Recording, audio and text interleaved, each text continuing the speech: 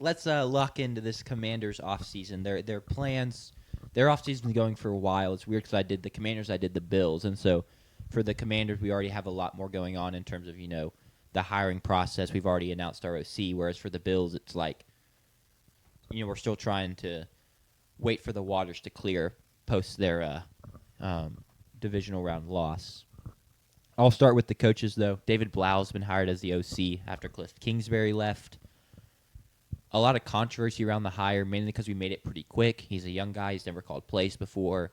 I think a lot of Commanders fans, we were hoping that Mike McDaniel would get the call to be the OC, but either he just didn't want the job or it was too early in the process. He was still kind of sniffing around for head coaching jobs, and David Blau was fixing to go interview for Detroit, so maybe it was a thing like we just can't wait, and so we went ahead and went with our fallback option. Maybe he wasn't the fallback option. He's a highly regarded offensive mind, young guy. I do think he probably is most famous for the video of him celebrating his wife qualifying for hurdles in the Olympics. Great video. Seems like a great guy. But I also think there's the Commanders is Redskins, Washington football team, considering this is previous years. We've had a lot of great young minds that have gone on other places and done really well. Matt LaFleur was in the building in the 2010s. I believe Shanahan was in the building in the 2010s. Was McVay in the building? McVay was in the building. McDaniel was also in there, wasn't he? McDaniel was. I mean, he would have been a returning guy. And then even more recently, like Kevin O'Connell was in the building. We let him go. And so obviously, you can't keep everyone. But I wonder if there's also a thing of maybe this time we will try and bank on the young guy. We also lost everyone else on the offensive staff in terms of we let go our head offensive line guy. Tavita Pritchard went to be the head coach at Stanford. Quarterback coach is gone. So in terms of giving some continuity to Jaden Daniels, if there's a thought of Matt Blau has already been in the building. David Blau, I don't know where Matt came from. David Blau has already been in the building. We want Jaden Daniels to still have a bit of a familiar face. But that's where we're at with the offensive coordinator. Defensive coordinator, haven't made a hire yet. Jonathan Gannon's been interviewed. A couple other people have been interviewed. We really tried to push hard for Brian Flores. However, it's been announced he's going back to Minnesota if he doesn't get a head coaching job. So we swung out and missed there. Now we got to pivot. We don't know what the pivot is yet. That's kind of where we are with coaches. Dan Quinn, still the head coach. I think this is a huge year for him. And that's a big worry in terms of, I think, in us trying to bring in position coaches and stuff is he doesn't have stability. If it's another bad year, he's gone. It's maybe not playoffs or busts for him, but it has to be a better season. There has to be some forward progress, or like I said, he's out the door. So a bit of a hot seat for Dan Quinn. I would say probably 6 of 10 going into next season for him, I think, is where I would put the hot seat for him currently. Do y'all disagree, agree with that? I think it's just you can't have this kind of year again. If you're in playoff contention, making the playoffs guarantees his job. Missing the playoffs puts it maybe at a coin flip. If you go 8-9, miss the playoffs, 9-8, miss the playoffs, there's a chance he's still around. But you definitely can't 5 wins. You can't have 5 wins again. Mm-hmm. I completely agree. And pivoting more towards personnel side of things, we only have 6 picks in the draft because we made some trades. We're missing our second-round pick. Now, we traded our second-round pick to get Larry Tunzel, who worked out really well. So I'm not going to be great trade, Adam. I'm not going to hit you for that. But we do only have 6 picks, and we have a lot of holes to fill, right? So we draft 7th overall. I would be pretty surprised if it's not a defensive player. I think you kind of hope one of the big defensive names falls to you. Maybe the Ruben Bain stuff really goes sideways with the length of his arms. I doubt it, but I'm just saying maybe. Excuse me. I said falls for a reason, right? Maybe Arvell Reese somehow finds his way to 7. Maybe Caleb Downs is on the board at 7. You look to go safety. But I think it's going to be kind of a defensive blue chipper. A guy that you can kind of hope is a defensive playmaker for you. The zag or the pivot would be maybe we decide we want another playmaker for Jaden Daniels because he's the future. And, hey, you can't go wrong with beefing up the offensive weapons. It wasn't necessarily a fantastic cast, and Deebo Samuel's leaving. Maybe even a Kenyon Sadiq. If some people are really high on him, I don't know if the Commanders are high on him. I would not like him at 7 personally, but some people are he's a top 10 tight end. where he's a tight end worth being taken in the top 10. Zach Ertz towards ACL, so he won't be back. Just a thought. I think it's going to be defense. So what do y'all think we're going to do with that pick? I think. What are your thoughts on David Bailey or Sonny Styles or Peter Woods? I would love Sonny Styles. David Bailey scares me a little bit that high because he's not the biggest guy and not the best run defender. Mm-hmm. But I wouldn't hate that pick. He's a great pass rusher. Peter Woods, I feel like there's some prospect fatigue there. Like one, Clemson didn't have a good year, and so that just kind of hurts in terms of like fan perception. Yeah. Which I can fall subject to, and also he's been a name for a while, and so like that name doesn't excite me as much as the other ones, if that makes sense.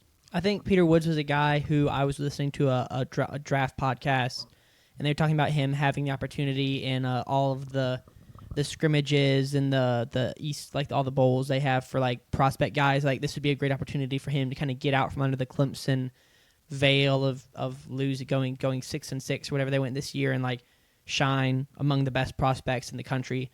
So that I think that's something to watch with him will be how does he look combine wise? How does he look in all of the the prospect bowls that they have? Sure. Because that's kind of where maybe he can make it clear like, okay, this last season where Clemson was bad, like is irrelevant to my pro potential.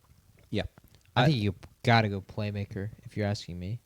You want like a Like offensive I think playmaker, about like think a about weapon? Your running back room. Yeah. With Krosky Merritt and Chris Rodriguez and Austin Eckler, who tore his Achilles. Yeah.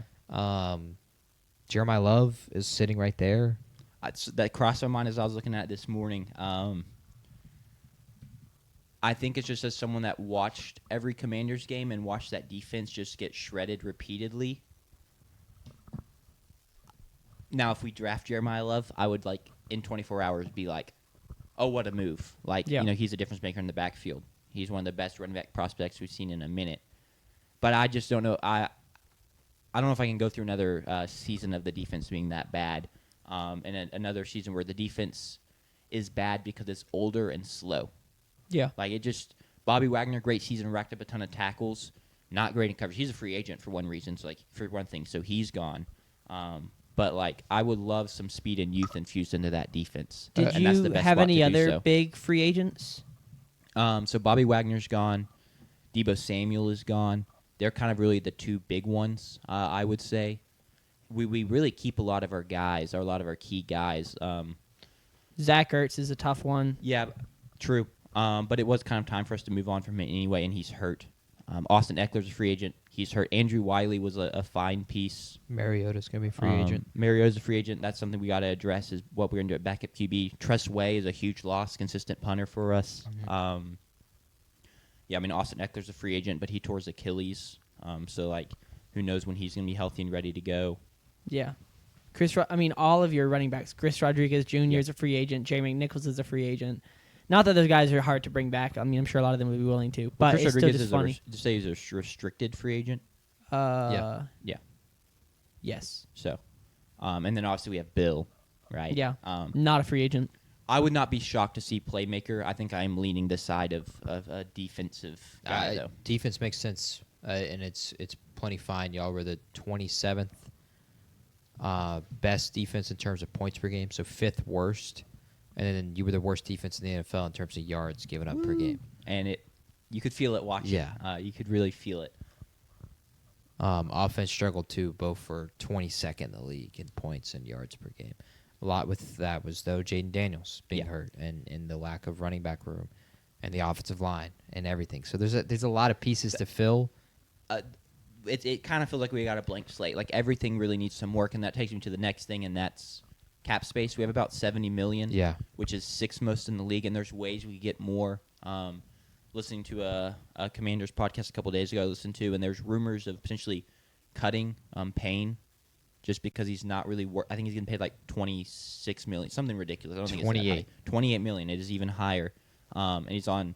We could save like $16 million if we cut him. That's a fair chunk of change. Now the thing is, do you trust the other interior defensive lineman, or are you just going to have to go take that money and put it right back into interior defensive lineman?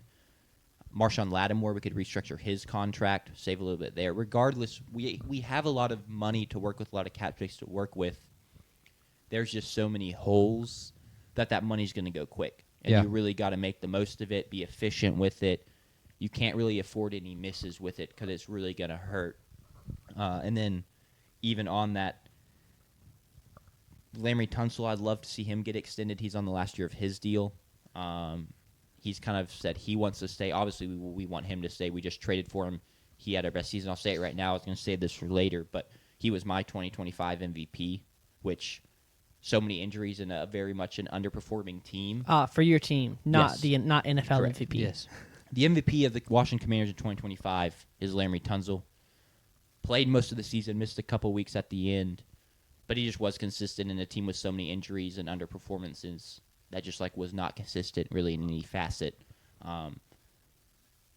Shout out him, but like legitimately, I was trying to give out my 2025 Commanders MVP, and I was like, well, you played 6 games, and you played 4 games, and you weren't good. But yeah, a ton of cap space. I think in terms of what we will target, it's more the same from stuff in the draft.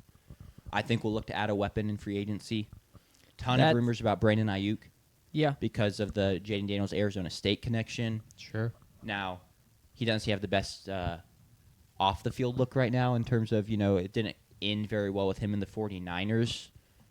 But when he was on the field and healthy, he looked like a difference maker. So maybe you add him, you let Debo go, you bring in Brandon Ayuk. That's kind of the trade-off. They're not the same type of player. But in terms of hopeful impact, interior offensive lineman would be nice. You lost a couple. You have Sam Cosmi to play one guard spot. Maybe try and find someone else to play the other guard spot. And then defense. That rest of that money needs to go to the defense. Or most of the rest of the money because, JP just wrote off the stats. It was not a good unit whatsoever. And in a lot of ways, it's just getting older. So it's not even like... I think that's honestly my biggest gripe with this current addition to the front office is we brought in a lot of these young guys from the draft, and we bring in a ton of old guys in free agency, and then we just play almost all the old guys. And maybe we just suck at drafting, which is its own issue in and of itself. But then also sometimes it seems like they talk highly of these young guys, but then we don't see them play. Someone gets hurt, and they just sign some guy off the street basically, or bring someone up from the practice squad to take reps. So then it's like I guess we're just missing the young guys that y'all are talking highly of actually aren't that good, and we just need to move on. But I really would like to see potentially some of those young guys play. I feel like there needs to be a little bit of a shift in identity from this really old team to getting some youth and speed in the building. Jordan McGee, for example, linebacker we drafted a couple years ago, has popped in the limited snaps he's played. I think he looks really good. The staff talks pretty highly of him, but then he never sees the field. And it's like, all right, well then what do we do with that, right? But yeah, defense has to be overhauled. And that's kind of really where I'll end with the 2026 goal. I think it's to make the playoffs. At least be in firm contention for the playoffs. But even on top of that, clear roster progress, which part of that's health. I'd love a full, healthy Jaden Daniels season. Obviously, what Commanders fan wouldn't? But you just can't look like an abysmal team on both sides of the ball for most of the year again. That's going to get tons of people fired. It's going to lead to a complete reset.